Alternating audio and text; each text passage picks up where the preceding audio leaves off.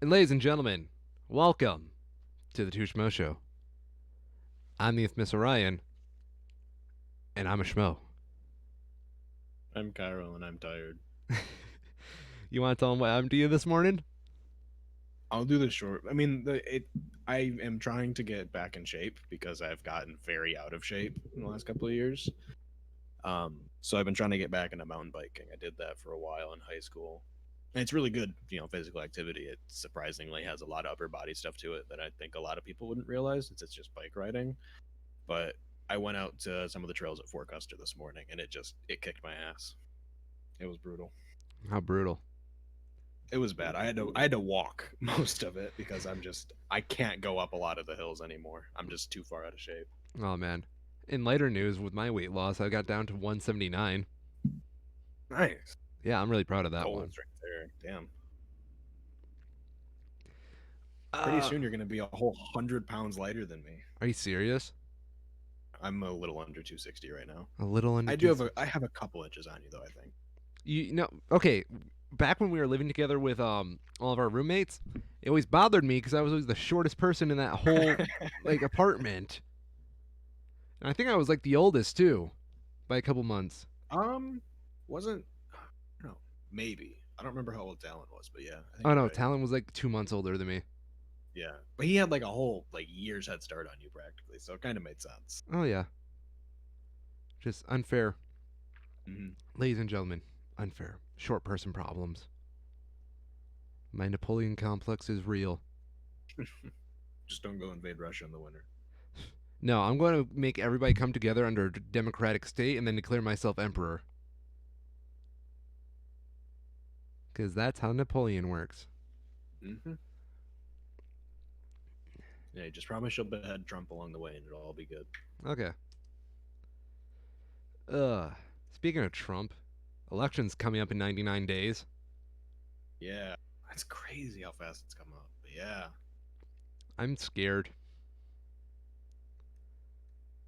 Like, I don't know. I don't see how Trump can possibly just polls and everything. Get rid of him doesn't matter because they never do. But I don't see how Trump can possibly win unless he actually starts to do something about COVID. Like, time and again, it's come out that the vast majority of people, like 60, 70, 80% of people, are all in favor of the, limits that are being put in place to try and handle COVID. And Trump has done nothing. yeah. And then, 70% of people is a lot. You can do a lot of gerrymandering, but I don't think you can gerrymander away 70% of the population. That's just It would have to be like the weirdest gerrymandering I've ever seen. Like to the point where they split a city like into 8 different parts, and then the 8 different parts go out oh very yeah, rural. and they told Austin, Texas. That's exactly what they do. Yeah. They know that downtown Austin, Texas, is heavily liberal. Makes sense. It's a big city, so they split the whole city up and have it stretch way the hell out in the country, and it dilutes the population. No. Are you implying those Who would people have aren't getting guessed? proper representation? I mean, yeah, it's kind of messed up though. And they're But yeah, being. I on the other side of that though, if Trump does start to do something, I saw earlier today that Duterte, I don't even think he's is he president, dictator. Let's call him what he is. He's a dictator. The dictator of the Philippines announced that they would not be having any in-person classes for students at all until January 2021. I mean, the Nice. guy's like an actual psychopath, and even he's able to do that much. And my concern would be that Trump would do something like that, where he says no in-person classes until January 2021 in a bid to try to take the election, and I think it could work because the average American attention span is shorter than that of a goldfish, and they'll just forget the last 4 months and tens of thousands of deaths. I'm sorry, what? I wasn't paying attention. Uh, Yeah, can't wait right. for Black Widow to drop. That movie is never coming out. The other part of it though is I don't know how it's not getting more attention. At least maybe I'm just not watching the right news feeds for it. But the whole thing with Russia paying I think it's Afghanistan Yeah. to kill American soldiers is like absolutely abhorrent. Like, I don't care what side of the political spectrum you fall on, Russia was doing that. Yeah. And if Trump knew, and it sounds like he did, it's inexcusable. Are you implying that he didn't care about our troops? Yeah. I mean, think about how huge the Republican outcry against Hillary Clinton was for Benghazi. This Yeah. is literally that, like, times 10. And are you implying that a man who actually dodged the draft is not patriotic? No. You better watch your mouth, Kyril, because these are some accusations that you're making with very logical statements. My social credit score is quickly dropping. Oh, God. The day we get a social credit score in America, which is probably closer than we think, I'm totally leaving this country. Oh, yeah. Definitely. I mean, I don't know. At that point, will it already be too late, right? I mean, cross over to Ugh. Canada, your social credit score is too low. I mean, they could just do that. Yeah. They just don't let you leave. Don't Messed up. don't Americans always vote against I social feel credit. like the problem, though, is that there's a lot of Americans who would have it be a competition to see who can get their social credit score the lowest the quickest. How would you get a high social credit score in So, America like oh, that? you could do like reverse swatting, where it's like speed running to see how fast you can drop your social credit score, so that a SWAT team comes and invades your house to arrest you. Then you live stream it. That'd be beautiful. I'd probably watch that in whichever near dystopian future it is. Oh my gosh. Have you ever like seen people do speed runs for fascist Discord communities to get banned from? Yes. Did you hear what the most recent one was, though? What? Was the army. It No. was trying to get banned from the army's Twitch chat. That's hilarious. Apparently, the army and the navy both have esports teams, Yes, I heard about and that. they have their players do live streams. And there's a whole thing recently about how they were apparently using their streaming platforms as a pseudo recruitment tool, where they pretty No. explicitly claimed this is not a recruitment tool, but at the same time, all of their esports stuff is hosted on their recruitment webpage, and all of the links that were, used for, to learn more sort of stuff linked back to that same recruitment webpage. And people found out about that and started to do speed runs to see who could get banned from the either the army slash navy like discords or the Twitch chats by just bringing up. I think the one that was most common was the Wikipedia article for American war crimes. Oh God. I feel like the military in general, all the armed services better get off the internet because they don't know what they're dealing with. They don't, not at No. all. It's. Did you see the Although, Awu? no, that sounds terrible. What is it? Okay, so there was this thing on social media. I made a big deal of it on Twitter because I couldn't stop laughing at it. Um, Yeah, on Twitter, the U.S. Army Gaming unironically tweeted out a woo, like the OWO, like furry yeah, thing, at yeah. someone. I can't remember who it was. I don't. That's honestly, though, some pretty good viral marketing because it's three letters and now people are talking about them. Yeah, no, it's amazing, but at the same time, pretty cringe U.S. Army. Oh yeah, it's totally cringe. That's hilarious. Did furries just invade the military? Wait, the military's all furries? Always has been. Oh, that's beautiful. I'm trying to find it. I can't find it on Twitter. Did they take it down? It was deleted so fast. Actually, I did hear that they were turning off a bunch of their social media stuff as a result of this while they try to work it out. I know their Twitch was taken down. I don't know if they did any of the other platforms. Oh, but the whole thing about this was it was allegedly a First Amendment thing where because it's a public platform, basically their Twitch chat is technically a public platform. They Yeah. could not block people from speaking on it. That's a good point. Yeah. I have the right to harass my armed servicemen. I mean, yeah, kind of. Oh, that's so depressing.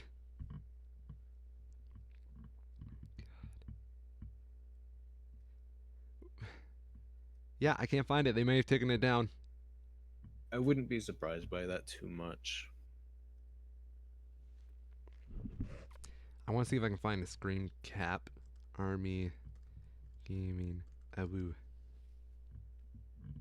Oh, it's U.S. Army Esports. That's it. Mm. Yes. Yes, they were talking to Discord on Twitter. And they want. I mean, Yes? I could see how that interaction would come up. I mean, Discord's a pretty weird place. I'm trying to find it now. It's UWU. It's UWU. Ah, Big difference. Same implication, though. And they also put a heart emoji. I did. I just pulled it up. That's terrible. That's so bad. I want to know who's the 35-year-old vet who likes video games that they put in front of that count.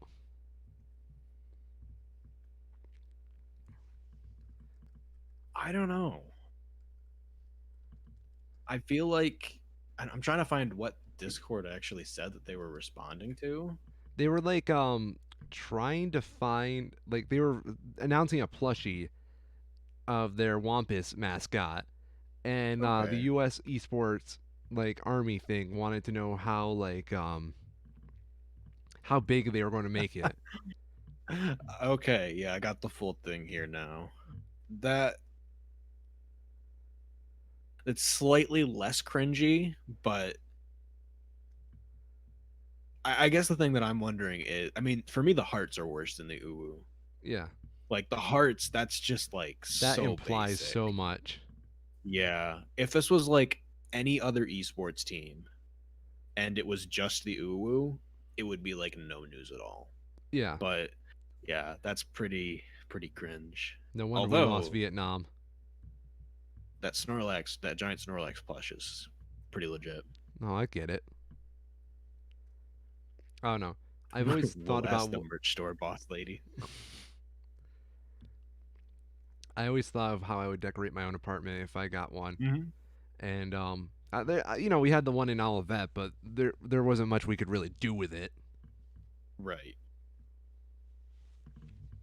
I don't know. I always wanted a giant Snorlax beanbag. Mm-hmm. By the way, did you see the meme I just popped into the chat? The 35-year-old recruiter. No plans after school? That's a shame. You act so mature for your age. What's So your... strong and poor though. Oh God. Yeah. That's how I see the Uwu. I don't think anyone like that. I don't know. I feel I would be curious to know who manages the esports account for it, because I've seen some of the people that like the actual orgs hire to do those sorts of jobs, and they're actually pretty funny guys. Yeah. So I wouldn't be surprised if the esports Twitter accounts at least are run by someone who is like, specifically paid just to do this. And they probably work with the recruiters. Oh my god. They have a Rainbow Six team. What the hell? I don't know how I feel about the military having esports teams and realistic military shooters. Right? That's just kind of awkward. Like, don't you already do that? Aren't you worrying about triggering someone's PTSD? Mom, sorry I couldn't get into Delta Force, but CO says I can join the esports team. Oh God. I want to imagine Full Metal Jacket, but they have an esports team now, and that's just where they send Private Pile rather than Private Pile just going insane. One thing that I noticed the other day, so I was watching a Magic the Gathering podcast with one with Pleasant Kenobi and Tularian Community College professor, Hmm. and they both mentioned how they are both former failed teachers, former slash failed teachers. And apparently a lot of content creators in the Magic the Gathering world are former slash failed teachers. That's I thought depressing. that was really interesting. Makes a lot of sense though. And then I sort of realized too that if you look at shooter type games, Hmm. a surprising number of content creators, not like the pros for the games, but the actual content creators are also military or former military, Huh. which for one does make a lot of sense, Yes. but is also very interesting. It's usually mostly like people who are in ROTC or National Guard type positions, not like actual overseas types of roles, but it's still, I think it's really interesting to That. see how these former professionals, people who clearly have a drive to do something and be productive, Yeah. but also have a passion for something else, what sport, I guess you could say, they lean towards. Well, I argue that having professionalism under your belt is a element to success like that. Yeah, 100%. Hmm. Especially in, the current like YouTube world, having that discipline that being in a military setting has would be massively beneficial. Yes, indeed.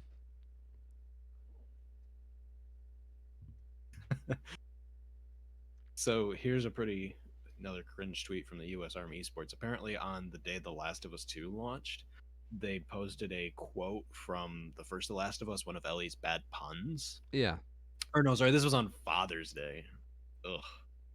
So they said, "What's the downside to eating a clock? It's time consuming." Hashtag The Last of Us Part 2. Happy Father's Day. Picture of Joel. Like, oh my God. Oh no. This was on when did that game do be?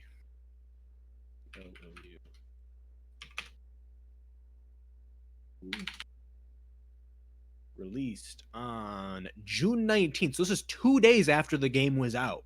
And they're just posting this. Like, they should know at this point.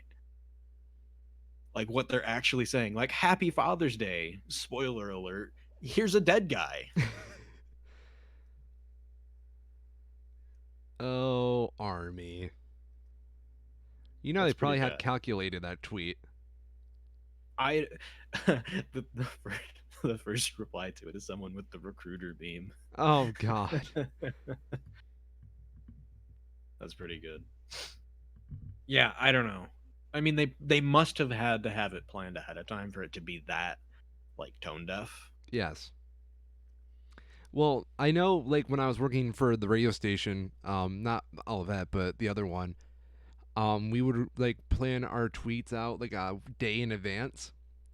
So Uh huh. that was just news, where news has to be fairly recent. But I also know that I would look at the backlog of other stations because I could see that stuff, and they had Mm-hmm. stuff like planned months in advance for like their Twitter feed. Yeah, I believe it. Yeah. I wish I could do that, but I just tweet on the seat of my pants.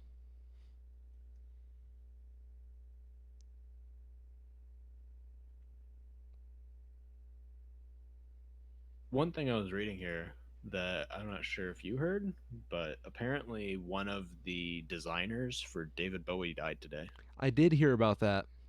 Mm-hmm. It's a damn shame. It is like so many iconic outfits. David Bowie's a way of life, ladies and gentlemen. Yeah. Fact.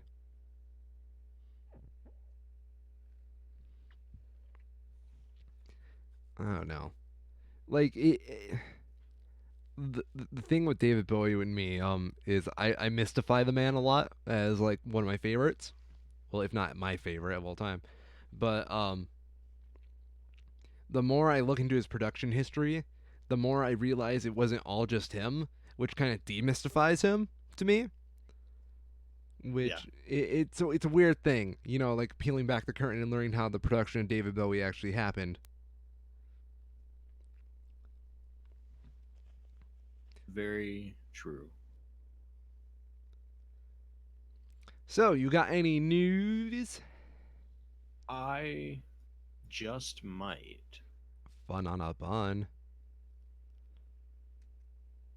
So one of the pieces I've been trying to figure out like what's actually going on here. Apparently Trudeau, the Prime Minister for Canada, is embroiled in another ethics scandal. Which Of is kind of course. weird because Trudeau, he's young. He's a lot younger than the PM than any other that Canada's had. I'm pretty sure. And sort of his appeal is that he was a younger, fresher perspective for to be in politics. Yes. And he's had three of these ethics sort of scandals now, and this one does seem to be kind of minor, but it's still pretty bad. So what happened here is the government has decided to award a uh, contract worth up to $43.5 million to an organization called We Charity Canada. And apparently this is for is a program so sorry, this contract is part of a program that was designed to connect post-secondary students to paid volunteer opportunities to make up for summer job prospects that had disappeared during the pandemic. Okay. Good enough. Yeah. But the question started to be brought up with why they were giving this money to We Charity Canada specifically, given that Trudeau has pretty close ties to them for a very, very long time. And it has now turned out that Trudeau's mother and brother were both paid pretty substantially for speaking engagements at various We events over the last few years. So his mother, Margaret Trudeau, was paid 250,000 Canadian for speaking at 28 events over 4 years, and Trudeau's brother was paid 32,000 Canadian for speaking at 8 between 2017 and 2018. Hmm. And it's really, I mean, there's obviously a conflict of interest there. He's, Yeah. his family has pretty substantially uh, Benefited. profited off of their relationship with this We Charity Canada, including Trudeau himself. He was at their first event in 2007, and he's been pretty actively involved with the group for a while. Um, and yeah, it just doesn't sound good.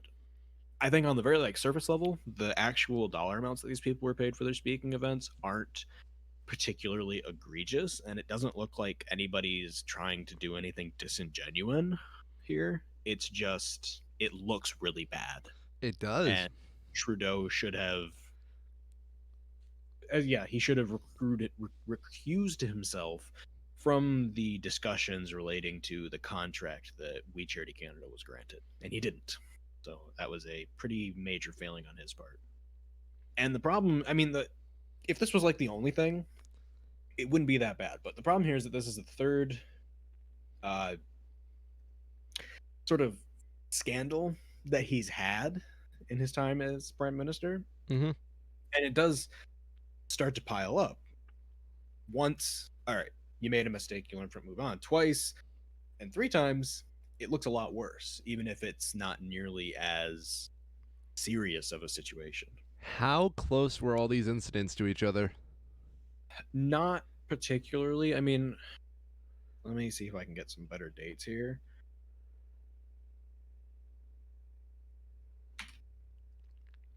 Because I feel like that would be a big indicator of Mm-hmm. how big this is.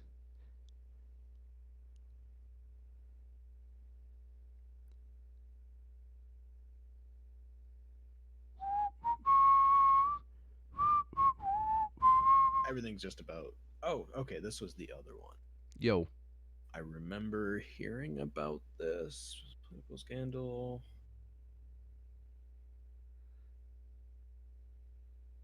Okay, this is the SNC Lavalon Affair.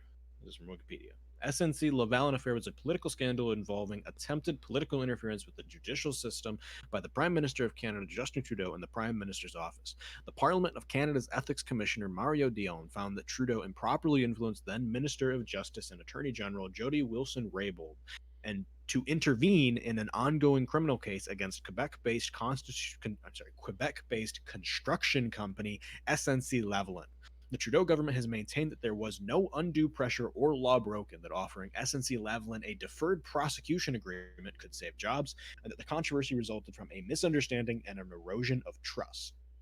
The affair became public when the Globe and Mail published an article uncovering the allegations on the 7th of February 2019, it's about a year and a half ago, shortly after Wilson-Raybould had been shuffled to another cabinet position. 4 days later, Ethics Commissioner Dion announced that he would investigate the allegations. Wilson-Raybould resigned from cabinet later that day. This was followed by the resignation of Gerard Butts, the principal secretary to Trudeau. This was then followed by a bunch of resignations, blah, blah, blah. They had 3 hearings over the affair, with multiple people testifying. Wilson-Raybould said there was a breach of prosecutorial independence when members of the government pressured her to offer SNC Lavalin a DPA instead of continuing with a criminal prosecution. Butts and Wernick testified that they had contacted Wilson-Raybould to find a political solution after the decision to not offer SNC Lavalin a DPA was made. Controversially, Wilson-Raybould revealed she had secretly recorded a conversation she had with Wernick while she was Attorney General. Following the hearings, Wernick announced his early retirement. Leader of the official opposition, Andrew Scheer, called for Trudeau's resignation. He further accused Trudeau of political influence, lying to Canadians, and corrupt conduct. Trudeau responded with a threat of a libel lawsuit through his lawyer. Opposition parties and former attorney generals asked the Royal Canadian Mounted Police to investigate whether Trudeau's conduct qualifies as obstruction of justice. In April, which I assume is of 2019, Wilson-Raybould and Philpott were expelled by Trudeau from the Liberal caucus. After a 6-month investigation, Dion issued a report that concluded Trudeau had contravened Section 9 of the Federal Conflict of Interest Act by improperly pressuring Wilson-Raybould. Wrote that while Wilson-Raybould was never officially directed to intervene, this influence was tantamount to political direction. Did not find any actual political interference in the prosecution occurred. However, he reported he did not have access to all of the evidence. There are no specific sanctions for this violation. And after the report was released, the Prime Minister released a statement both taking responsibility for and defending his actions. Which is where the DPA could save jobs and that it was a misunderstanding thing must have come from. So yeah, very interesting. I can definitely see his opponents latching onto this. Mm-hmm. I feel like there's a lot of these situations that are just as much, I don't want to say inexperienced because the guy's been in office for a long time, just bad, dumb mistakes that he should know better than to have made. You know, if you genuinely think that a DPA deferring this prosecution would be better for saving jobs, you should just state that publicly. Yeah. And that's the end of it. And it's the same thing with this piece. He should have known better than to be directly involved in the choosing and negotiations for this charity that he is himself directly involved with. Of course. Bad decisions. Yeah. It's just absolute jive. Like, I understand the dude is young, and that's kind of why I tack a lot of this too. But I'm wondering if he's even got like a legal counsel or, you know, someone there to stop him from making these bad decisions, or if he's just doing this off the seat of his pants. Yeah, I don't know. I feel like he has to have someone. Yeah. It's just a question of does he actually use and listen to them, or do they just exist? That's a good question. And if so, Yep. why are they getting free money? Not great. Yeah. Oh, Canada. That joke worked a lot better in my head. It was more like, oh, Canada. But Oh, yeah. But that's also their national anthem. that was the joke. Because Canadians are weird. Apparently, France has unveiled new environmental measures that are including a ban on heated terraces for cafes and bars. Interesting. Oh, okay. So these are like actual outdoor areas. Oh. So like if you have a porch Yeah. that your restaurant serves people at, don't heat it in the winter. That's dumb. Are you sure? All heated or air conditioned buildings open to the public will also have to keep their doors closed to avoid wasting energy. Fair enough. Mm-hmm. Seems pretty straightforward. Damn Frenchy bastards.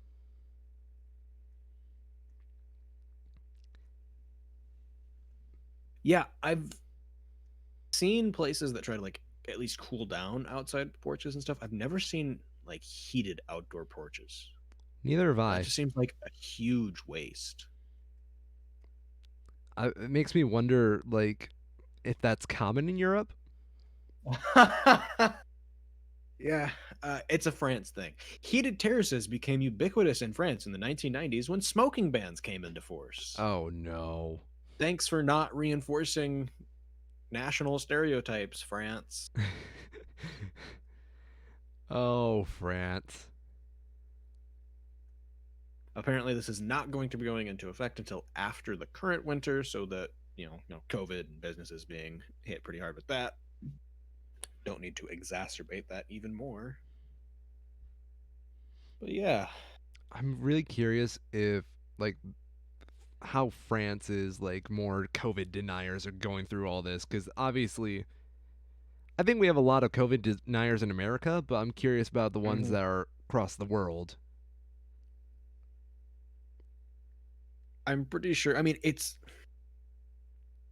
as far as I've seen, the for the vast majority of situations, there are just as many anywhere as there are in the States. Okay.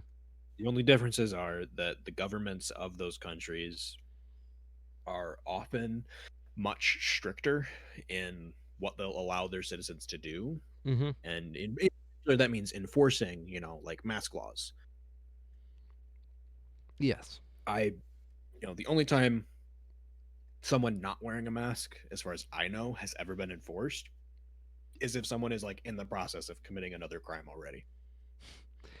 It's always the stupid people who go out to their truck and get their guns and then come back inside that end up being like even close to prosecuted. And, for the most part, if you're in somewhere where you should have a mask and you don't, most people are just going to give you a wide pass and try to ignore you because it's not worth anyone's time. You're clearly at that point just, gambling with your own and everyone else's life. I mean, we've seen how erratic those kinds of people can be. Oh yeah. No, for me, I definitely don't like it when people don't. I come in without a mask, but there's a point where I'm, as manager, questioning myself, saying, "Am I really going to start shit and make this place less safe for everybody in general, or am I just going to make the responsibility of making this less safe fall on just that jackass?" Right. Yeah. And that's a big question that your employers have to ask too. Do they want to risk the lives of their employees to, you know, Yes. help enforce? I mean, yes, but I mean, My you know what I mean though. You don't want to put anyone in any unnecessary risk, What if a stray bullet hits a shopper? Chiral. That's just throwing money away. Yeah. My employer puts everybody at risk a lot of times. No, I understand.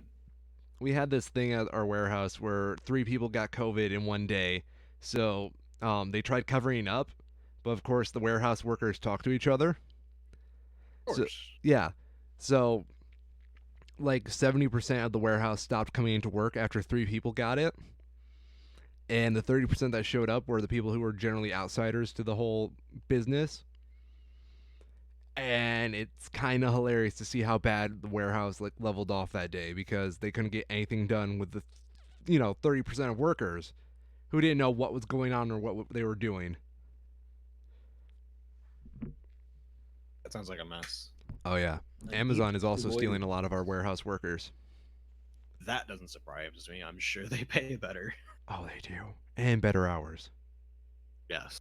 And non I don't know. man I guess That's something I've always wondered. If I was in that position, would I switch over to working to Amazon because of how much stricter they are? You know, Yeah.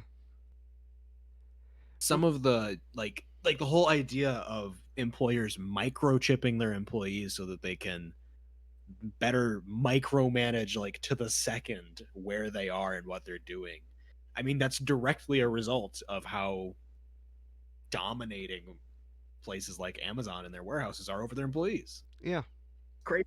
I, yeah. Yeah. No, my girlfriend I would works at almost Amazon take and a she's low told me paying job, stories. I think. What's that? I said my girlfriend works at Amazon and she's told me stories. Yeah. Yeah, like they allow a freedom of some sort, but it's literally you are just at your unit all day just doing one task. Mm-hmm. That's it. Yep. And it's kind of like, it's so simple it's impossible to fuck up kind of deal. Right. Yes. I mean, eventually, those are the kinds of jobs that are going to be automated out. 100%. Of At some course. point, someone's going to make a robot that's cheap enough that warehouse work will no longer exist. It's just a matter of time. Dude, I'm scared of automation. Mm-hmm. Because, I mean, we have the robots that can do it right now. They're Yeah. just slightly too expensive. Did you hear that they're making a robot to write journalism articles? No, but it doesn't surprise me. It's basically like Mad Libs, where you just give Yeah. it the details and it writes a news article for you. Libs clickbait edition. Yeah. Oh, it is. Everything's so click driven now that it doesn't matter. I mean, uh, does anybody want to hear a guy with a journalism degree talking about the state of journalism? Because I assure you, it's not happy. It's very, very depressing. Like, for example, most publications on the internet would hire teenagers out of high school before someone with an actual degree because they pay less. And, screw it. They'll do whatever you tell them to just to make money. Mm-hmm. They don't have to learn about that journalistic integrity. It's just Nope. so messed up, man. Like, I think one of the worst things that ever happened to the news was when corporations started jumping into it.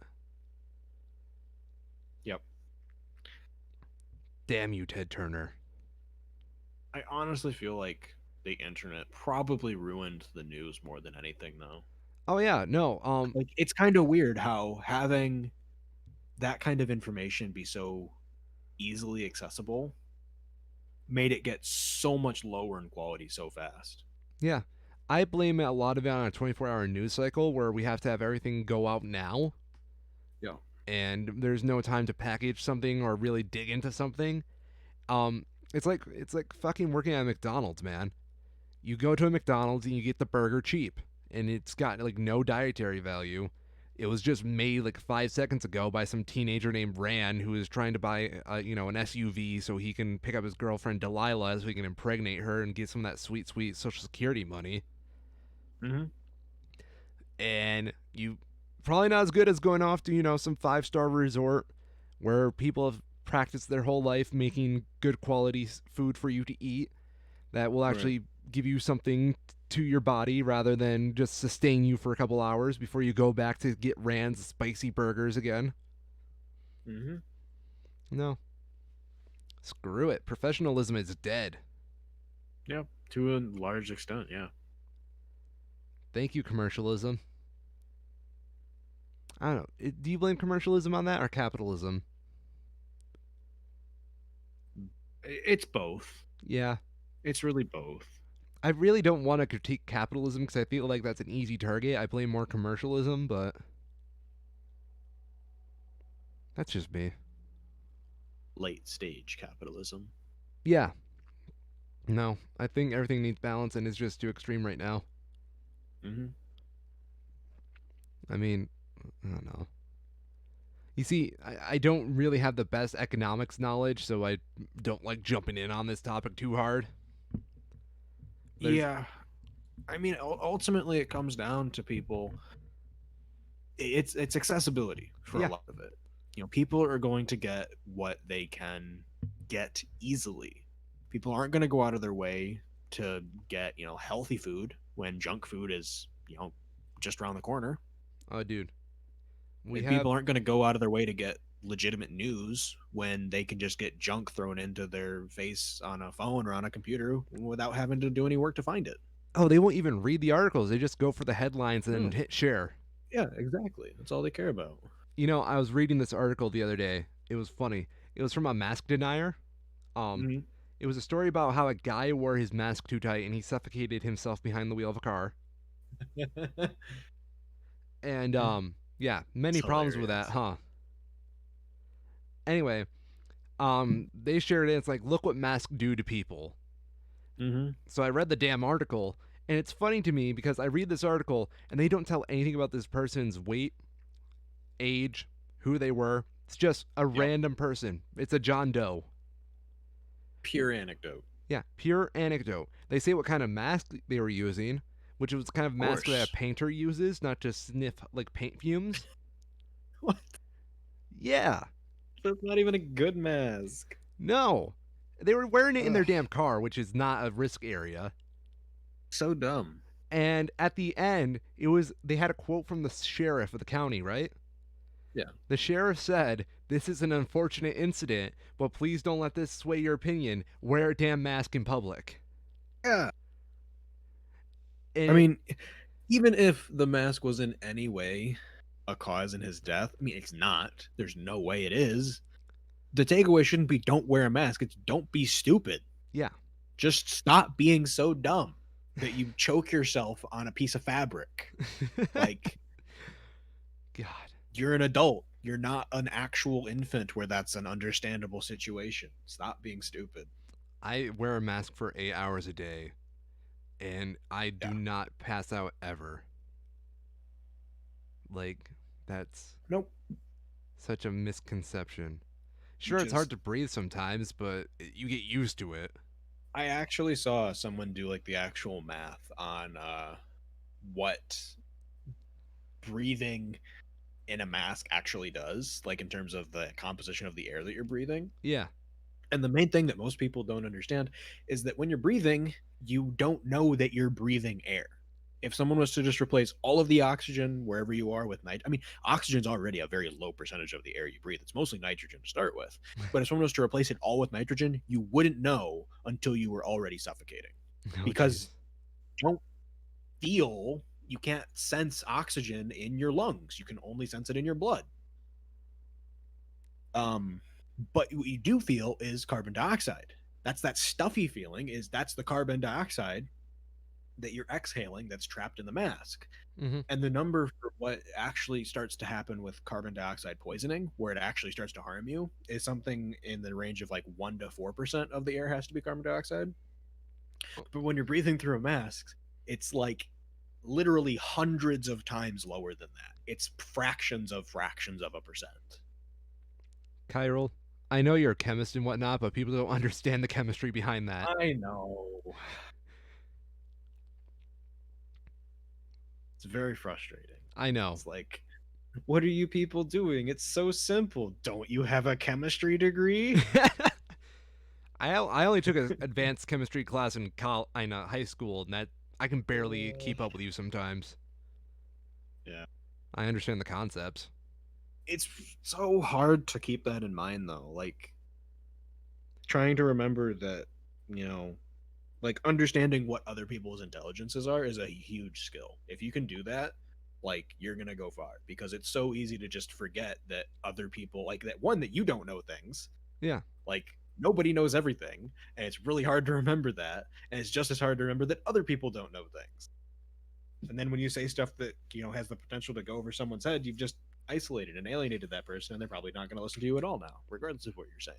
That's what my dad tells me every time I talk to him.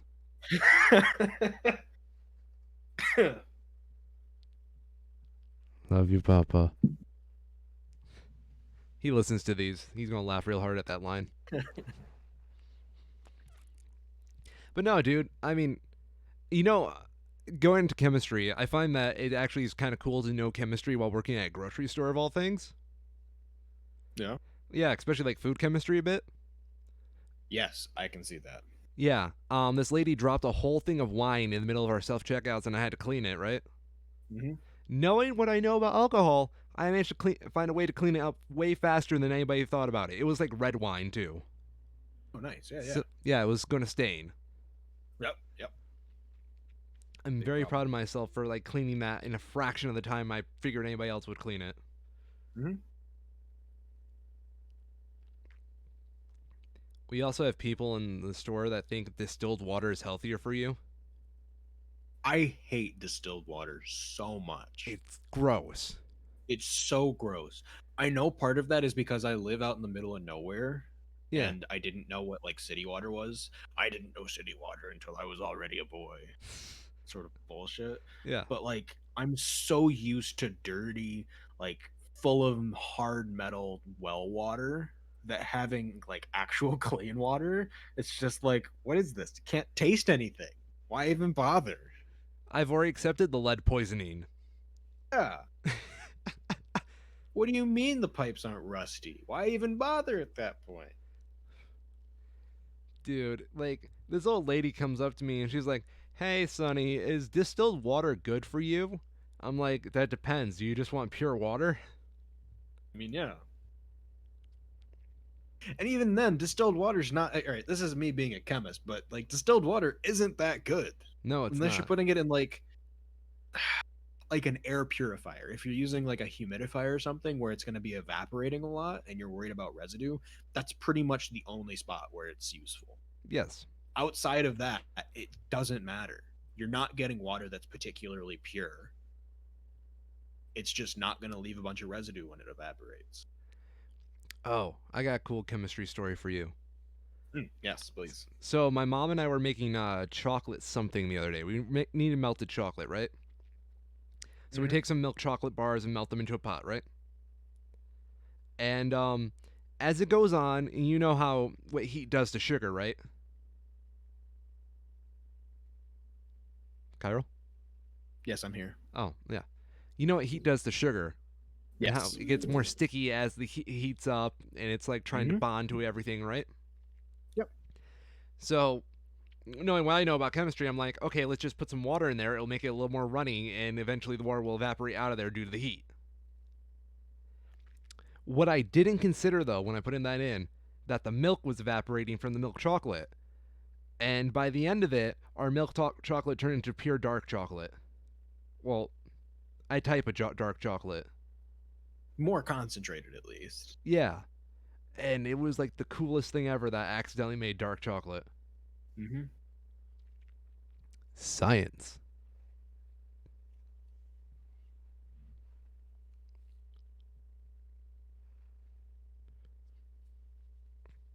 So one thing I'm wondering, I know that I used to read a lot when I was younger. Yeah. Um, so I have a large vocabulary of words that I don't necessarily have like an actual definition for, but that I have a pretty good idea of how they're supposed to be used just because I've read a lot of books. Yeah, same. I was wondering if you were the same way on that because I've always had like I don't remember what it was. I think one of the words I like using is pedantic or pedant or something like that. And someone was just like, "What does that even mean?" And I was just like, "Well, I had to like actually sort of stop and think about it. Like, what does that actually mean? Like, I know how to use it in a sentence. I know how to insult someone with it, but what does it actually mean?" I was that way with the word remorseful for a while, where I was like 98% sure what remorseful was used for. Yep. Yeah, but if you asked me to like describe the word, I was like, duh, duh. I talk. Yes. I feel remorse in what I just said. Yes. Oh. And it's like a time also where if I hear someone else use a word that I'm pretty sure I know, and I think they're using it slightly wrong, I always have to go and check the definition. That's a weird issue. Yep. It always really bothers me when I'll hear someone say something and I'll be like, "That doesn't sound right." And I'll look it up and it'll be like primary definition. And I'll be like, "Ah, yes, that's what I know." And then there'll be like a secondary one that actually supports what they're saying. God damn Another bad one was the word unadulterated for me. Okay. which it means not watered down. Yeah. But to me, I always thought it meant like it was pure. It was very out of this world extreme, like meaning more extreme. Right. Yeah, which And it's was sort of the opposite. yeah. It's Mainly because I heard interesting. someone use the word unadulterated to describe a wine, and I'm like, what is so extreme about wine?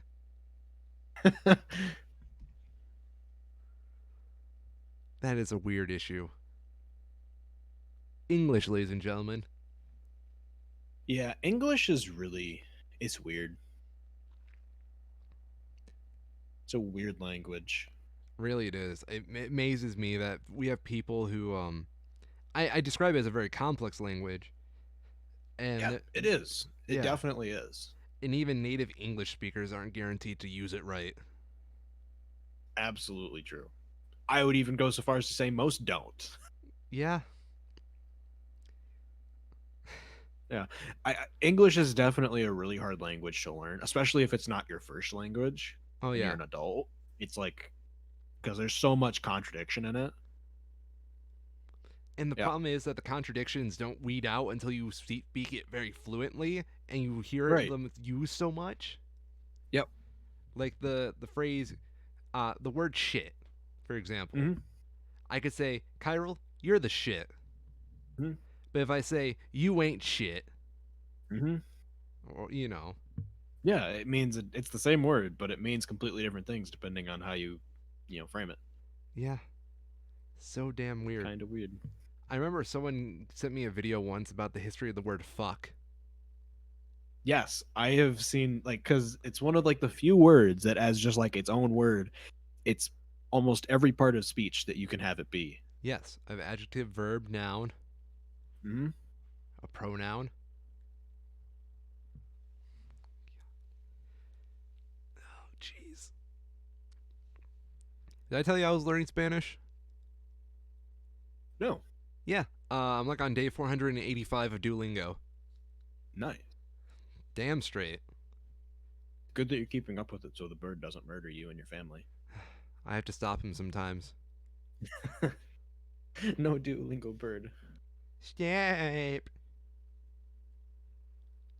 Is Duolingo just like an app? Because I mean, I've seen plenty of memes about it, Yeah, but I it's don't think just I've an ever app. actually looked into it. It's it's fun. It's simple. Um, my main problem is I took actual Spanish lessons when I was like 15, 16, and Duolingo isn't on as hands-on as those lessons. But luckily, from a Mexican family, I know enough to like read Spanish pretty well, so I can get on by a little bit better. My speaking's absolutely horrible, but I can read it really well. Right. Yeah, too much to the point where I actually subscribe to a couple Spanish Mhm. meme I pages. will say that is one of the good things about English being based in, Latin Yeah, primarily, is because you can pretty easily sort of guess with some accuracy at like Spanish and French and Italian and have a pretty good chance of being right. I feel bad for like Asian countries that institute English as a secondary language because that's like two opposite Hmm. ends of the spectrum. Yep. Yeah. Although, I mean, it gives them a great advantage, Yeah, huge upper hand. damn straight. No wonder Japan's beating us in the terms of making robots. Did you hear that you can buy your own Spot robot from Boston Dynamics? What's a spot robot? So, do you know Boston Dynamics? Oh, I do, because you're a fanboy. So, Spot is the robot dog that they make. Oh, yeah. Buy one, like an actual one of them. Where's the pricing on it? They're stupid 74, expensive. It's crazy. 74,500. Yep, something like that. And that's like no accessories at all. God. Does that even include like the operation hardware so it actually works? So that is it's the Explorer kit, which I'm pretty sure gives you the physical like base unit itself and a minimal number of like standard accessories. So if you're doing it in an educational sort of an environment, you would be able to use it just like that. where you can program it to do things, you can give it new commands and that sort of stuff, but it doesn't have any of the harnesses or anything that it needs to actually function in a like a work setting. Yeah. So optionally, you can buy like camera add-ons. You can buy additional GPU and CPU add-ons to give it better processing for decision making sort of things. And then you can add lidar and awareness stuff. So like all of the automation that Boston Dynamics shows off in their videos, it does not have. It is just a robot that can accept commands and do things. If you want the automation, you have to cough up another $34,000. That's fair. Yeah, it's really cool though.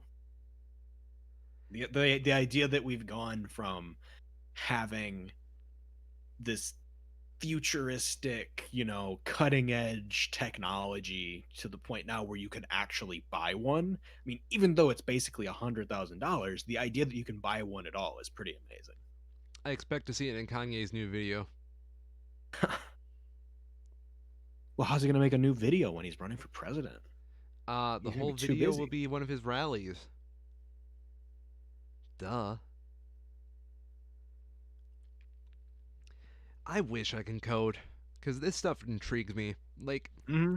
watching Michael Reeves on YouTube and seeing stuff like this, it's Yep, badass. it's really cool. I wish I had those engineering skills, but alas, I am a dumb creative.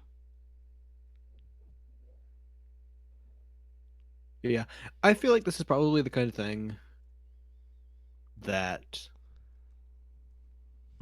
would be easy enough to learn, as easy to learn as a second language. Because I mean that's basically what it is.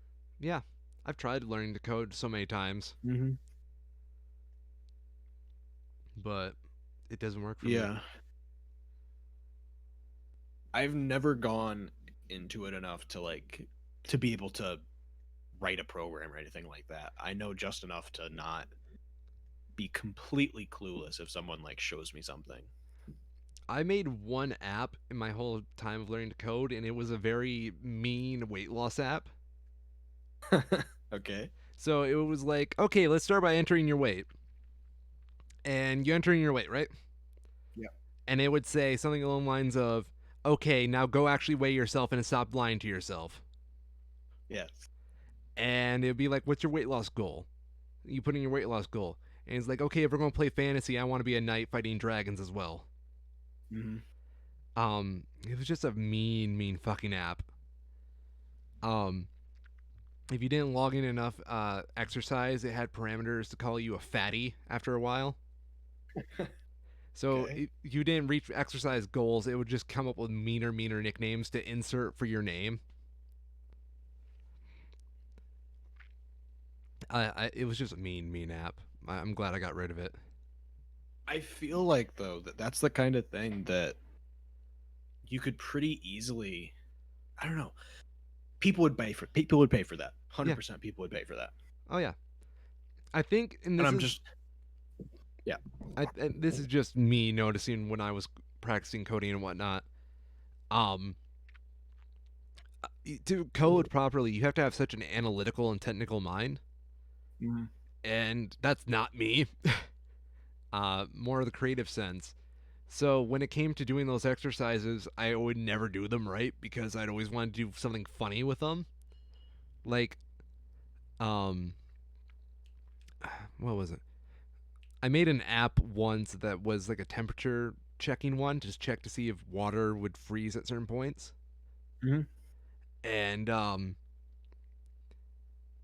I can't remember, but basically it would have like this little switch onto it to switch from Kelvin, Fahrenheit to Celsius. Right. But instead of Fahrenheit, I put in American, and it was just stuff like that. Put in nerd shit instead of Kelvin. Nerd shit. There we go. I also wanted to either put in like water, how the water feels, how you feel, or how the atom feels to Mhm. differentiate them. I don't know. It made me realize I was more interested in making a computer swearing at you than I was with actually building an app.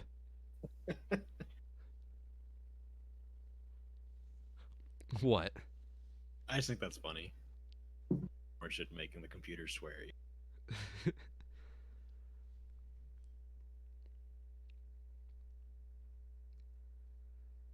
Oh dear, oh my! It's a slow news week, isn't it?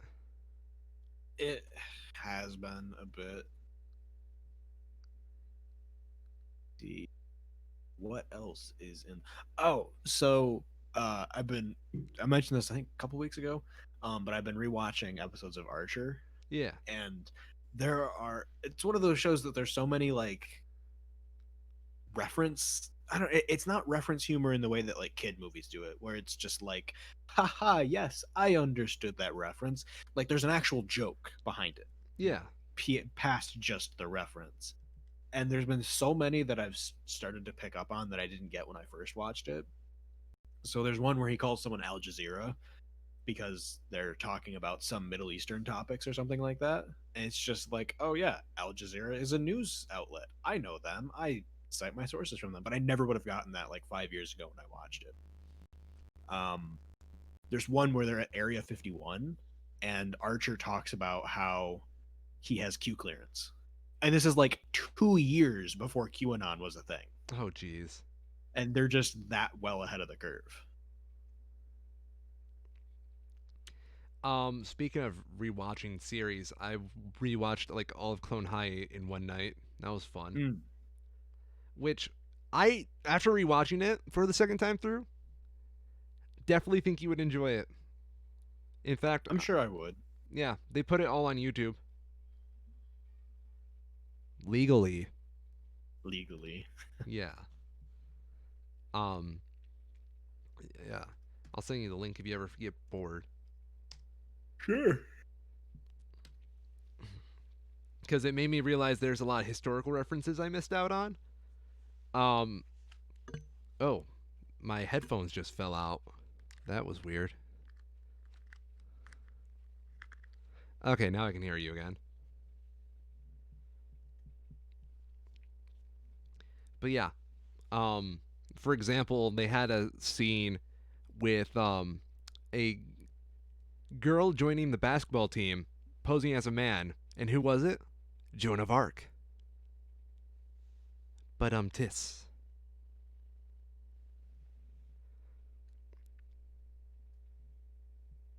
Carol. I'm here. Oh, I'm just yawning. I'm trying to lean back so it's not as loud. fair enough.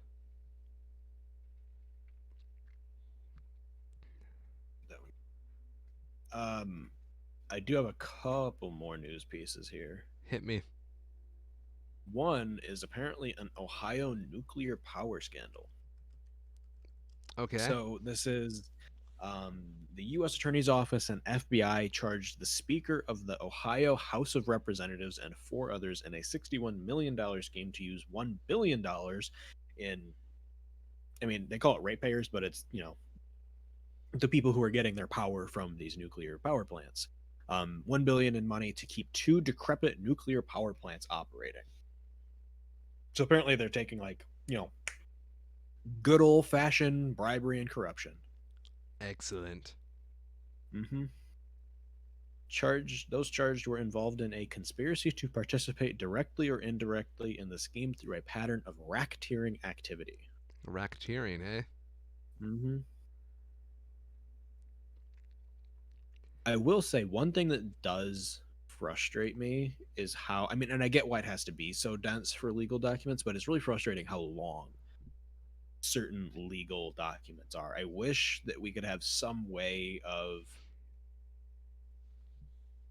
like spark noting as a standard way legal documents, particularly like laws that are passed, But so then, that normal people can understand what it's saying. but then normal people could become lawyers, Chiral, and the bar to entry for lawyers need to be set super high that Oh the no, I layman can't mean, ever go in. you still have the big long document that goes with it, Yeah. but you know, like an official executive summary. Okay. Although those can get pretty long too. What was it? There was one that I remember that was like like the actual document was hundreds of pages long, And the executive summary was still like 10 pages, Oh, something God. crazy.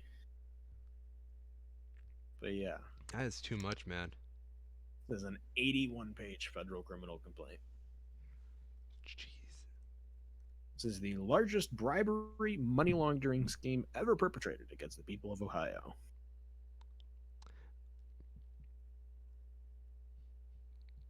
The First Energy Corps, whose former subsidiaries owned Davis Best Nuclear Power Plant 21 miles from Toledo and Perry Nuclear Power Plant 40 miles from Cleveland, funneled dark money through a social welfare nonprofit corporation to help Larry Householder become Speaker of the Ohio House and get other legislators elected. Together, they then got a $1 billion bailout passed that places a fee on every electricity bill in the state through 2026 for the plants.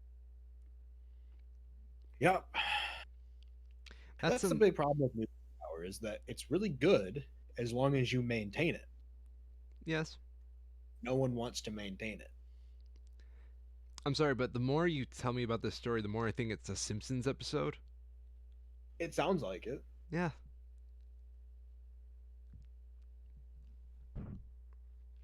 Gather up, Mr. Burns, ladies and gentlemen. Basically.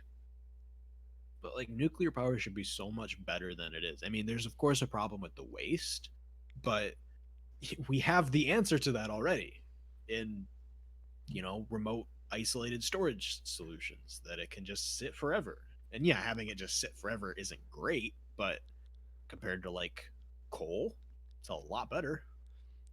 Do you ever think about the elephant's foot? Yes, I do. Should we explain what the elephant's foot is? Sure. So we all know Chernobyl, right? Yes. That one Russia city in Ukraine go boom. go boom. Big giant catfish. Oh shit. You ever hear about the Chernobyl puppies? I don't think so. Okay. So, cuz Chernobyl go boom, there's a lot of radiation around there, right? Uh-huh. Well, there's a lot of cases of dogs running away into Chernobyl and then they get a whole bunch of radiation on their fur and they can't go back home because they'd be bringing nuclear radiation into their house. So a lot of dogs hang out in Chernobyl and breed and go like not really feral, but they're still somewhat domesticated. And they'll journey out of Chernobyl. And if you see a random dog like hanging out near Chernobyl, don't pet it, even the puppies, because they're all just filled with radiation on their fur that can kill you. Yeah, I believe it. Yeah. So the thing with Chernobyl is there's a giant waste pile in the middle of Chernobyl called the Elephant's Foot. And it's just melting through the building. Yep. And you I don't can't look think directly it is at it. anymore, but it was for sure. Yeah. And is it something like you can't look directly at it? So I'm on the Wikipedia article here, and they have a section on lethality. It says at the time of its discovery, about 8 months after it was created, radioactivity near the elephant's foot was approximately 8,000 roentgens or 80 grays per hour, whatever the hell that is, delivering a 50-50 lethal dose of radiation within 5 minutes. Yes. So if you are in proximity to it, you're dead in 5 minutes. Since that time, the radiation intensity has declined enough that in 1996, the elephant's foot was visited by the deputy director of the new confinement project, who took photographs using an automatic camera and a flashlight to illuminate the otherwise dark room. In that time, it had flowed through at least 2 meters, 6.6 feet of pipes and fissures to reach its current location. There are fears that the coronium might continue to penetrate deeper into the ground and come in contact with groundwater, contaminating the area's drinking water, leading to illness and deaths. However, as of 2016, the mass has not moved significantly since its discovery and is estimated to be only slightly warmer than its environment due to heat from the ongoing nuclear decay. So yeah, it's not great. It is really messed up. One of my favorite parts here, though, is an anecdote from published in 2019. I don't know when this anecdote is actually from, though. I think this was from when the guy went to study it in 1996. It says the substance proved too hard for a drill mounted on a motorized trolley. Finally, a police marksman arrived and shot a fragment of the surface away with a rifle. And from that fragment, they were able to identify what it was composed of. But in the Wikipedia article, it actually just says that We couldn't drill through it, but a very specific rifle with armor-piercing rounds was able to shoot a piece off. Only a piece. Just a piece. It didn't like shatter anything. It just enough piece of a piece to actually analyze it. That's really messed up. Yep. It scares me that something like that is in our world. Yeah.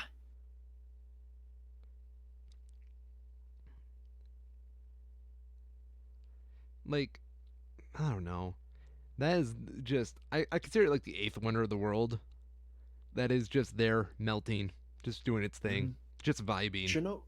Chernobyl is very interesting. The whole thing is fascinating. Like the engineering with like the half shell piece that they're covering it with Yeah.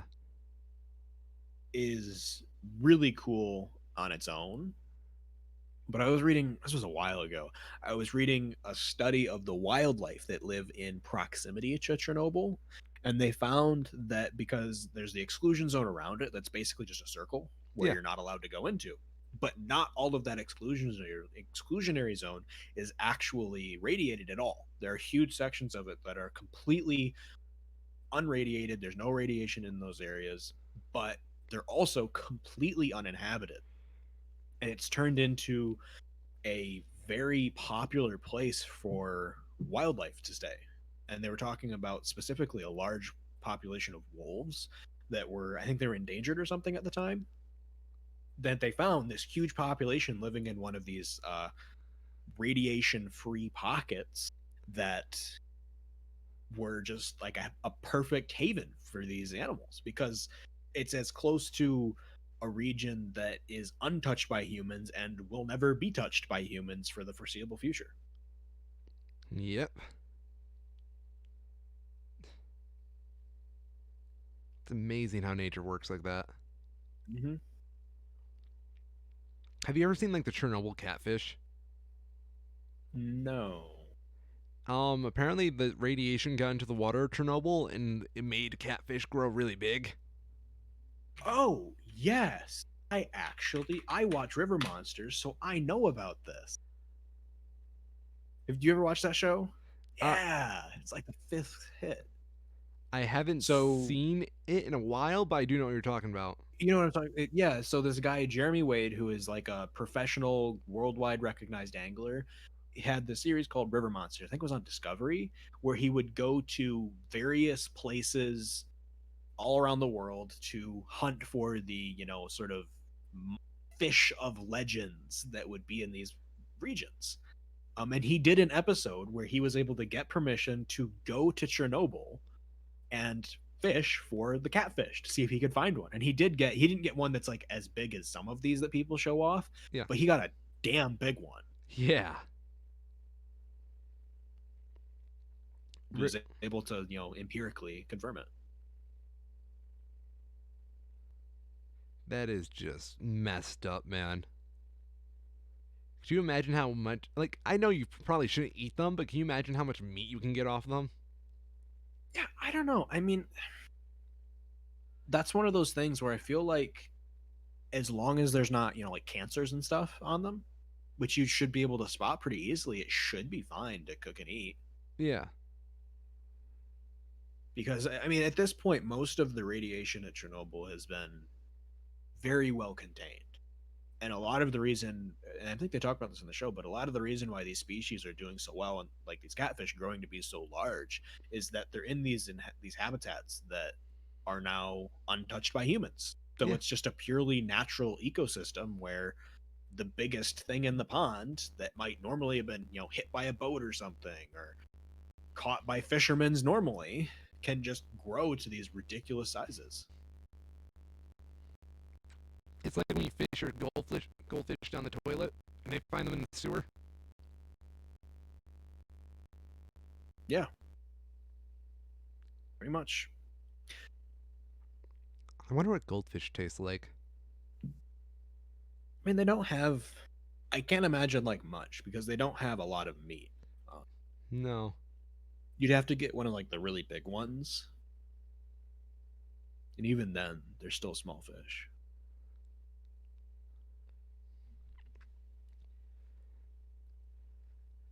Hmm. Oh, did you hear the news? Apparently, Target and Walmart will not be open on Thanksgiving as a means to quell the Black Friday shopping in the pandemic. I did. Which I But you can be sure they'll be open until midnight on Wednesday, and they'll open right at midnight on Friday. I was about to say, I know damn well I'm gonna be working on Thanksgiving. Yep. Um, my business's whole thing is that they're trying to be the Walmart and Meyer that Walmart and Meyer can't be during the pandemic because Walmart and Meyer are smart enough not to put their employees' lives at risk.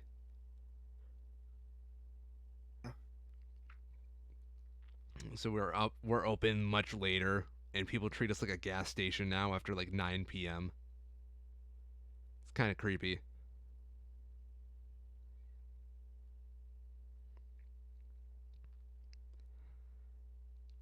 Ooh, also, I don't know if you follow this, Kyril, but G4 TV is coming back, baby. I hadn't heard that. Is it like going to be like on actual TV? We don't know the full details yet. I imagine maybe it's being bought by Comcast. Which, okay, interesting story about this, right? I did a little sleuthing. G4 was originally owned by Viacom. Viacom is the company that owns Nickelodeon, Comedy Central, MTV, and whatnot. And they got rid of it for something else because Tech TV was kind of losing out viewers to YouTube of all things. Right. And it makes sense. Yeah. Um so Universal bought it, which are the owners of Comcast. And it's interesting because it was bought by the son of Comcast, the CEO of Comcast, who is Interesting. heading their sports division right now, right? Hmm. And the big thing going on in sports right now are esports. Yep. So you can probably guess why he would buy G4, a channel can Oh, yeah, absolutely. it just fits in there. I will say that the potential for esports on like mainstream TV is huge. Oh I yeah. was watching a Rainbow Six Pro League stream Saturday night, Mhm. and it's already so close to looking like a legitimate esports, TV program that they wouldn't really need to do that much. Um, for this one, I have one of the Apple TV home thing, whatever the hell it's called, and just I'm watching it on my phone when I'm driving home. Not watching it on my phone. Don't watch things on your phone when you're driving, kids. But I was listening to it as they were doing their broadcast. Just get home, pop it on the TV, and it's there. Yeah. I'm watching esports on a freaking real TV, and it's great. Well, here's another thing. So it's just smart. Yeah. Esports brings in a ton of money. Guess who the son is dating right now? Oh, who's that? One of the former hosts of G4 TV. Oh, Yeah. that's interesting. And it's like they got almost everybody back, like the old crews that worked on G4. Mm-hmm. It's kind of insane to me that how well this is working out for them. Yeah, I'd be really curious to know how many of them actually got out of esports and video games in general, Yeah. because that's a pretty, entertainment is entertainment. They can go probably wherever they want, but that's pretty niche in terms of the knowledge that you need to do something like that. I kind of am just being a little cynical about this and think it's probably going to be, I don't know. Let me pull up their website real quick because I know they have the website back up. Um, I want them to be successful, but they've got a I lot going don't know against how them. successful they're actually going to be able to be. I feel like it would be a YouTube thing, like Yeah. I feel So like ESPN has their own esports division. There's a ton of traditional sports, uh, just sports publications in general that already have their own esports divisions. yes, So I don't know if there's enough room, I guess, for G4 to actually get a foothold at this point. Because for tech stuff, that's very deeply ingrained in YouTube already. I yes, mean, you're just never going to be able to get rid of that. And for actual esports, for the most part, people who actually watch esports already are going to continue to watch on YouTube or Twitch or wherever they already watch it on. So you got to be hoping that there's enough people out there who are like people who live with their parents still, who could sort of secondhand benefit from that channel existing. The thing I'm having a hard time is like what their content's going to be because they said they're bringing back a lot Right. of old shows, right? Yeah. So are they going to run a lot of legacy content until the new stuff comes out, or because they had shows like Code I don't know. Monkeys, which filled in time, but like Yeah. who's going to watch old X Play reviews of games from 2003? Right. And I would feel like any one of those shows would do probably better on a much more accessible platform like YouTube, Yeah, where people don't have to have, a cable or a streaming subscription of a specific kind to be able to actually watch it. They can just go on YouTube and be like, oh, yeah, I remember watching that thing 15 years ago. I'm going to check it out. And they were good shows back then, they were entertaining. yeah. But when you make it a whole channel, you have to supply a whole product catalog. You can't just have one show. And we've definitely gotten to the point where esports as a whole and the acceptability of gaming has definitely increased enough to a point where that is a possibility. But I can't see how they could get the viewership that they would need quick enough to be able to pull enough people from the platforms they already use to actually support something like that. I just had like three different ideas. One is that they try integrating with the online audiences and try to collaborate with a lot of big online personalities to attract that viewer base to the TV shows, which seems very unlikely because that would be a lot of paperwork and NDAs to sign and just getting the right Yeah. people. Two, it comes back as a streaming service with legacy content and new stuff, which that could kind of work if it's a decent price or if they just attach it to some other streaming service or they If it, pull what yeah, go ahead, go ahead. or they put it as a block of TV on a well-established channel. Right, that would work, I think, fine. Yeah, that's like a But guarantee. I think if it's on a streaming platform as just another one of Comcast's properties that you can now stream, Yeah. that would be fine too. But as its own standalone channel and product, there's just no way. Unless it's like one of those channels that Comcast just needs to fill out for contractual disputes. Yeah, I don't know. I feel like at a certain point, there, you realistically can't go all in on the esports side of it No. because frankly there's too much going on at once. It's not like the NFL or the NBA or any of those sorts of established organizations where there's 4 5 6 games in a certain week. There's so many different organized tiers of any given major esport that have stuff going on at such random times of the day that it just doesn't make sense to support something like that. Like you can say, oh, we're going to have X Play on every Tuesday from 5 to 6. But then what happens when the European majors for CSGO are going on all day, every day for a week straight? Yeah. For one, no one's going to want to watch CSGO on a random channel all day, every day for a week straight. And you're going to start having to bump your regular shows to weird time slots. So then the people who actually want to watch those shows aren't going to be able to watch them, or they'll feel like they missed it or something. The problem with that as well is the on-demand nature of streaming a esport.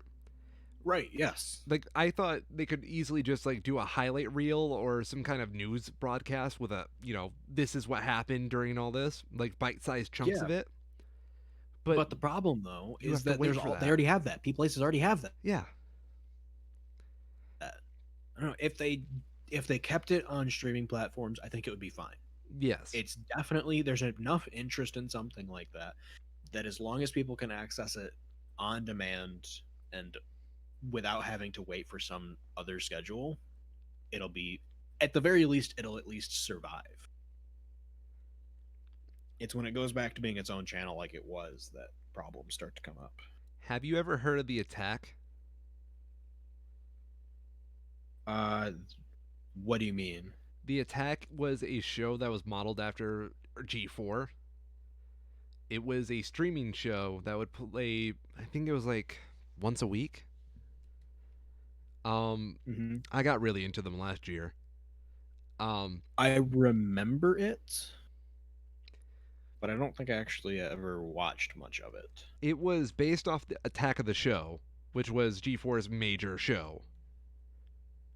Um, I'm trying to see if I can, yeah, the Attack Media, I think, yeah, Attack Media. Looking it up right now, where they would basically do G4, but like streamed it,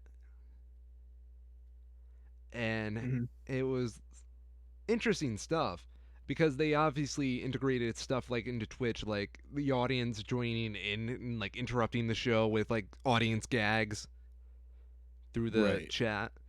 Um, but I don't know. I think they could take a lot of lessons from that, and especially in how they tried taking the formula and renovating it to an online platform, as opposed Mm-hmm. to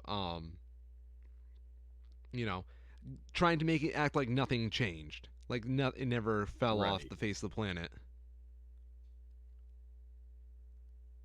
I think that's a smart way of doing it. Yeah. I don't know what happened to the Attack though. I think they went under because it was a very niche thing. Like they only had 46 subscribers. No, sorry, 46.9k subscribers. Ah, yes. Oh, whale. I'm excited to Did see what they do. yes.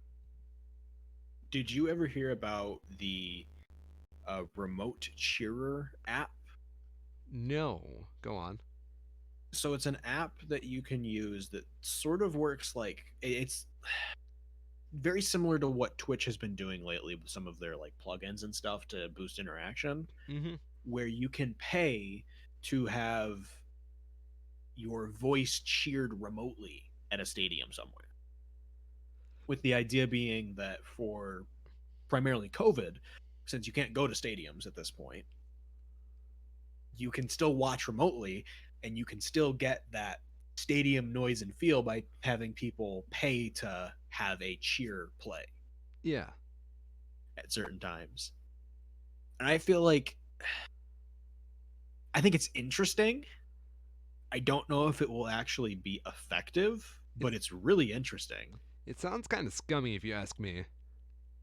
Yeah, I mean, think about it like this though. If you like think about what the cost of a ticket for like a football game would be Yeah, compared to something like, just watching the same football game as it's broadcast live from your house. Say a cheer is 50 cents. If you have, you know, $10 you're going to spend or that you were going to spend, I'm sure that's way low, but 20 cheers during a game compared to uh, the other 10,000 people who would have normally been there. Plus, people are going to be wanting to pay to show, yes, I am engaged with my team at pivotal moments. I mean, it could work in a certain setting with a certain group of, like age group. I don't know. I think it's an interesting idea. I think it's a waste of money. I don't disagree. It's absolutely a waste of money, but I do think it's interesting still. Did I? Okay, last night at work, I tried calculating like how many lottery tickets can you spend and buy before you can no longer make a profit off the lottery. Was doing that at work last night because I was bored, right? Yeah. And I found out it only takes three lottery tickets before you can no longer make a lottery profit if you don't get the second most common prize of your lottery ticket. Hmm. which is pretty messed up. Yeah. You ever hear about any of the like mathematicians gaming lottery systems things? Yes, I have. I love that. Where you have, I mean, it's not been so much of a thing lately. I think they realize how in vain it is. Because, like, I've noticed there are lots of wannabe mathematicians that are obviously not mathematicians that come into my store to buy lottery tickets. Right.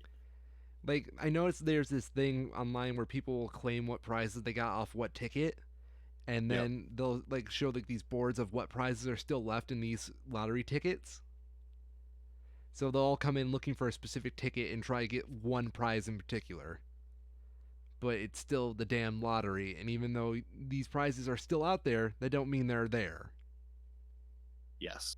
Yeah. And a lot of people seem to believe in Gambler's fallacy during this, where they think Hmm. the more tickets they buy, the more their odds go up, but they stay absolutely the same. It's dumb. Absolutely dumb. Definitely is. Listen to iDubbbz, kids. Don't play the lottery. Yes. Did you see his new documentary came out? I saw that he posted it, but it didn't really grab me, and I wasn't going to sit through 50 minutes of it, so I It's clicked off. it's a slow burn. I It liked it is. towards the middle. I watched it. I was kind of watching it in the background while I was doing something, but Hmm. there I is almost, it's I almost wish that he had like a second channel or something that he could post this kind of stuff to, yes. because it's so tonally different than his old stuff. And it Yes. just seems kind of weird to have it all in one place. I think I have a little more bias towards the Airsoft Fatty documentary they did cuz Oh well yeah, absolutely. we're I agree. from that. We're right there. Yeah, we were like I literally a can couple walk miles away there. from that. Yeah. It's funny to me to think that iDubbbz was in that Walmart that we went to.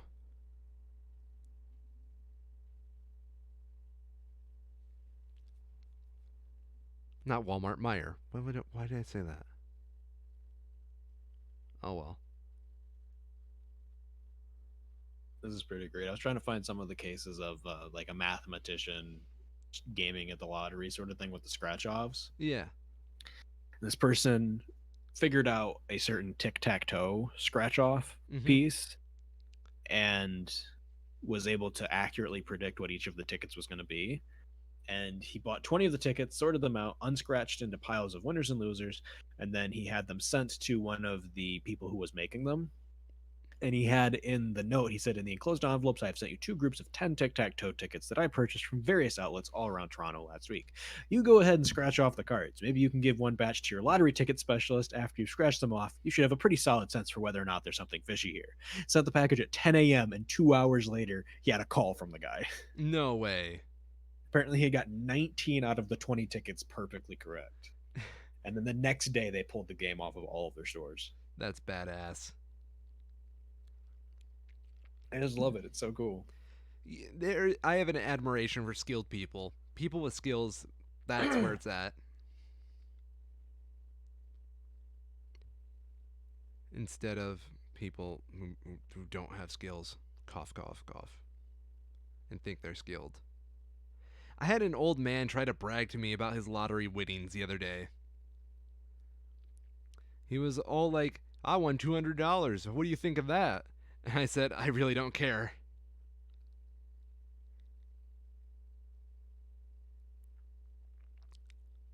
It's just. One guy came up to me. He had like $500 in lottery ticket winnings. Like he was one of those people that hoards them and gives them all at once so he can get like an enormous payout out of them.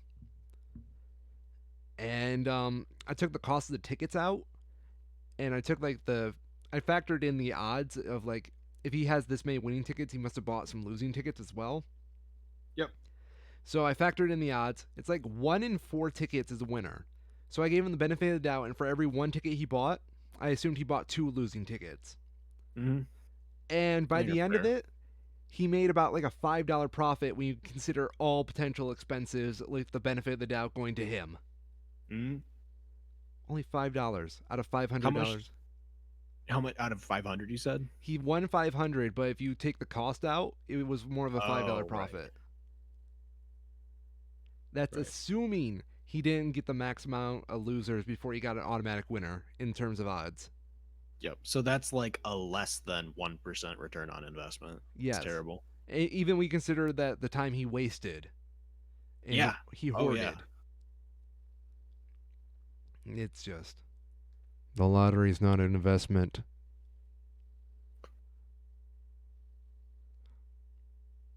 It is really frustrating to see that kind of stuff happen.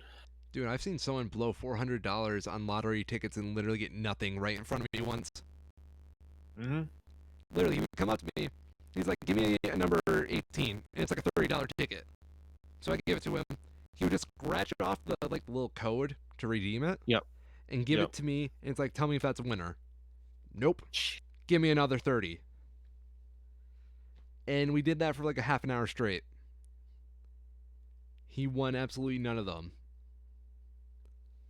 Terrible. It's tragic. It It's really is. legitimately tragic. I kept thinking to myself, like, there's a down payment on a car. There's, an investment into a stock. Yeah. There's so much you could do with that money. Even if you want something that's like more of a fun thing, you don't want to deal with the stock market or anything like that, you can buy like comic books or trading cards and stuff that are going to appreciate in value way faster than that. Did I tell you I have a couple comic books that I appreciated and value really high? Should you be disclosing this on a public broadcast? They don't know what books I have. I'm kidding. That is cool though. Yeah. It's always great to find that. Uh, You remember at the Battle Creek LGS, they had those like resealed sort of mystery chaff packs that they would sell for like $1. yeah. I remember I got a Sholdred out of one of those once, and at the time it was just like I was just starting out, so I was like, "Oh, that's cool. It's a mythic. It's a rare card. And it wasn't worth that much at that point, but now it's like tripled in its price since then. It's like, oh hell yeah. There's this one book I have. Like the day I bought it, it literally jumped up twice in value. Um, comic price search. Maybe that's what I'm looking for. It's Marvel issue 1000. The 1970s variant cover. Ah. Yeah, it was a big deal. Marvel issue 1000.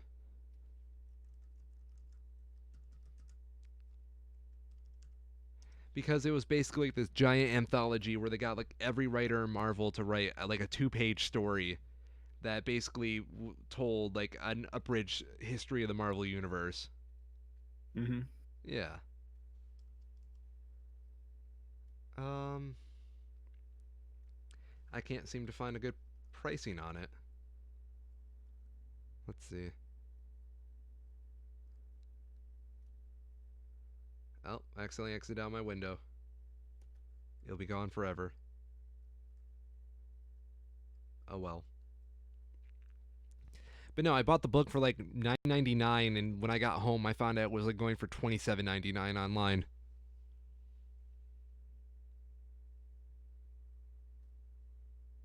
Nice. Yeah. Did you hear about the new super rare Yu-Gi-Oh card? Nope. Hit me. So Yu-Gi-Oh has hit their 10,000th card Oh god. released, and it's called 10,000 Dragon.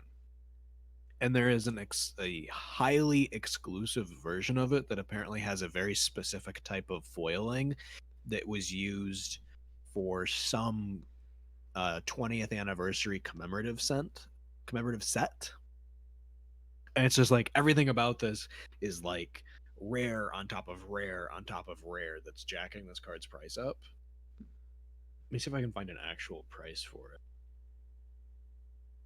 G player. But as of what I last heard,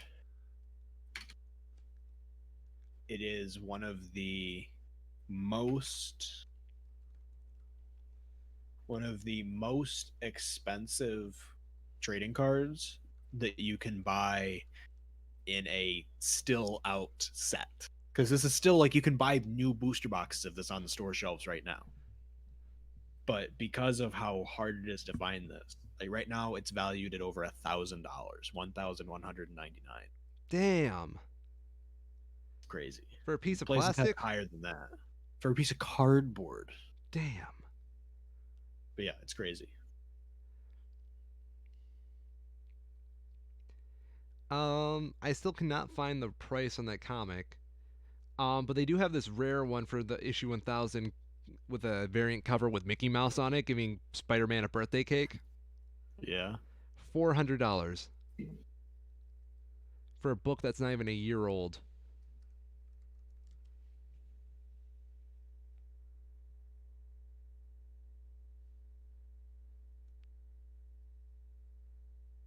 Yeah, stuff gets crazy. Magic is starting to lean into the baseball card sort of market with some of their more recent sets. Okay, hit With me. just so their most recent one is they have $100 booster pack you can buy now. Yeah. That's got a bunch of extra stuff in it that jacks up the price, whatever. But the end result is that because of it, there's now the potential that you can buy $1,000 booster box, which is way more than anything that there's been in the past. And it looks like they're trying to get to the point where, like the baseball and trading playing card sort of market was, where there's these ridiculously limited, like there's actually a finite known number of certain cards available that are randomly acquired.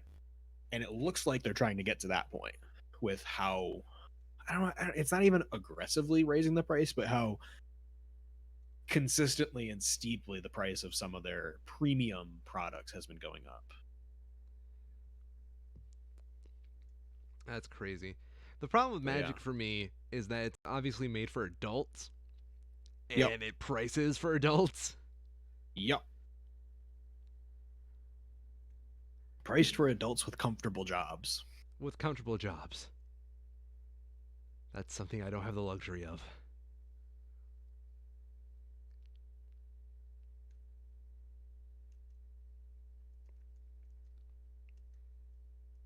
I mean, look at the Black Lotus.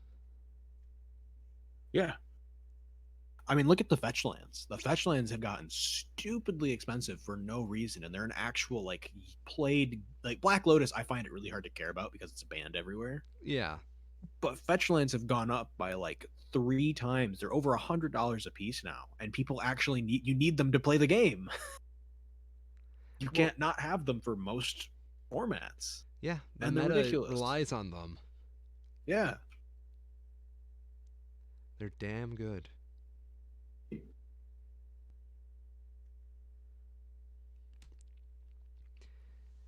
Didn't you say you used to follow a YouTube channel that gave you advice on building cheap Magic decks?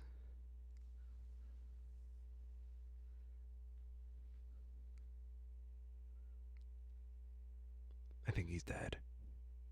What's that? I said, you might have cut off there a bit at the end. oh, You cut out on me there. What was that? didn't you say you used to follow a channel that built cheap Magic decks that were actually competitively viable? So yes, I still do. There's a guy on YouTube who has a channel called the Commander's Quarters, and his sort of shtick when he was starting off was that he put out deck techs for budget commander decks that would always be under a certain price threshold. And that used to be $25 used to be his upper limit, and sometimes he would have super budget ones. And sort of ironically, he hasn't had a super cheap deck tech in a while. Like the last one he had was $41, and he has a lot more $150 deck techs. Because it's crazy. One of the cards that he always used to include in his old decks was Wayfarer's Bauble. Wayfarer's Bubble. And when he started to include it in his deck text, it was like a 10-cent card, and now you can't find it for less than $1 anywhere. And he can't have it in his super cheap deck text anymore, even though he really likes the card, because it's gotten so expensive now that people sort of realized what it does. So he sort of shot himself in the foot with it. Ouch. But yeah, he's had a lot less deck text lately. He's gone to doing it full time, and I can respect him for it. Everyone's got to do the hustle. when you get onto YouTube like that, but he's got a lot more of what I would consider to be sort of chaff videos. I found this YouTube channel called I don't know. They were doing a series of videos called the 7 Deadly Sins of card games, where they were looking at the reasons why card games died, um, super early in their careers, and what mistakes they made that led to that. Mm-hmm. Really interesting stuff. And it's funny because Magic did all the same things, but the problem is Magic jumped out of it really fast because Yep. Magic's pretty experimental. Oh yeah, Magic is really weird. Yeah. It's a there's so many like obscure rules that are just like actually hard to understand how they work, but they do. So the game functions. Crazy. Yeah. You ready to call it for the day? Yeah, I guess I'm good. Yeah. I did have one last one I wanted to talk about. A person has had a teddy bear stolen from them that had a message recorded on it by their late mother who Yes. died of cancer. Um, I just thought it was really cool that there's a number of celebrities that have been coming out trying to help find the teddy bear, including Ryan Reynolds and George Strombopoulos, who have both committed $5,000 to whoever is able to find and help bring the bear back to its rightful owner. That is So heartwarming. I thought that was really cool. It's tragic with what's happened, but seeing a lot of people come together to try and help and, you know, deal with the situation is really cool. I have faith in humanity suddenly. Mm-hmm. And Well, with that, that is all that I've got.